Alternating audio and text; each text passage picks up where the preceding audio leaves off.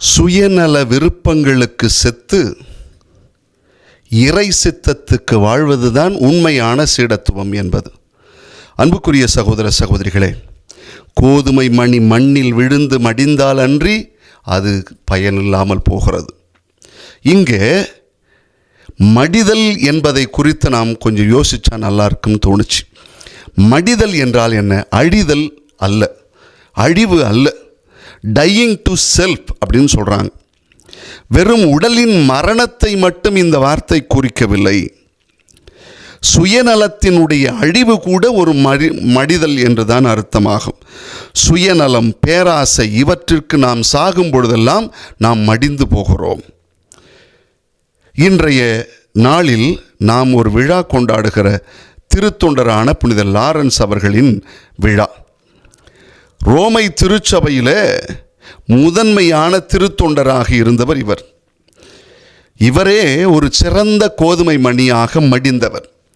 இவருடைய மடிதலால் திருச்சபையினுடைய விசுவாசம் எழுச்சி அடைந்தது.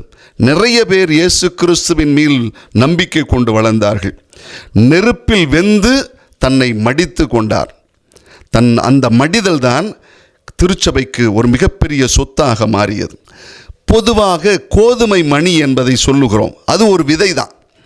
எந்த ஒரு விதையாக எடுத்துக்கொண்டாலும், இங்கே நற்செய்தியில் கோதுமை மணி கொடுக்கப்பட்டிருக்கிறது. எந்த ஒரு விதையை எடுத்துக்கொண்டாலும் சரி, அந்த விதை இயற்கையிலேயே சில மாறுதல்களை கொண்டது. மண்ணுக்குள்ளே ஒரு விதையை புதைத்து விட்டோம் என்று சொன்னால், விதை 2 வகையான இயற்கையான இயல்புகளை செய்யும். தோற்றம் அழியும், டிசொல்யூஷன். அதனுடைய விதையினுடைய கடினமான வெளிப்புற பகுதியானது பூமியினுடைய ஈரப்பதத்தினால் அதனுடைய வெளி தோற்றம் அழியும். இது முதல்ல நடக்கும். அந்த வெளி தோற்றம் அழியவில்லை என்றால் விதை முளைக்காது. இரண்டாவதாக என்ன சொல்லுகிறார்கள்? உள் ஆற்றல் வெளிப்படுகிறது, லிபரேஷன் அப்படிங்கிறாங்க.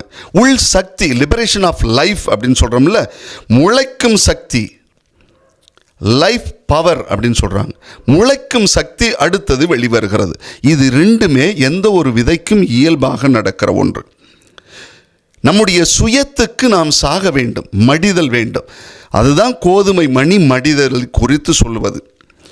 காந்தியை பார்த்து ஒரு முறை கேட்டாங்களாம், இந்த தேசத்திற்காக நீங்கள் இவ்வளவு உங்களையே வருத்தி கொள்கிறீர்களே, உங்களையே சாகடிக்கிற மாதிரி நடந்துக்கிறீங்களே அப்படின்னு சொல்லி கேட்டதுக்கு அவர் கொடுத்த பதில் மிக உயர்ந்த உன்னதமான பதிலை கொடுத்தார்.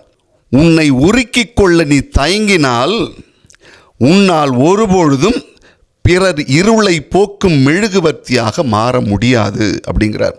தன்னை இழக்காதவன் இந்த சமூகத்திற்கு எந்த ஒரு ஆக்கத்தையும் கொடுக்க முடியாது. ஆக இழத்தல், மடிதல் என்பது உண்மையில் அழிதல் அல்ல, அழிவு அல்ல. அது உருவாக்கும் சக்தி. அதிலிருந்து வாழ்க்கை, அதிலிருந்து தான் வாழ்க்கை இன்னும் அதிகமாக வளர்ந்து கொண்டிருக்கும். ஒரு விதை அப்படியே இருந்து விட்டதென்றால் அது ஏதோ ஒரு விதத்தில் உணவாக போய்விடும். ஆனால் அது மடிந்தால் அதிலிருந்து இன்னும் பலவிதமான விதைகள் வரும், வளர்ச்சி வரும்.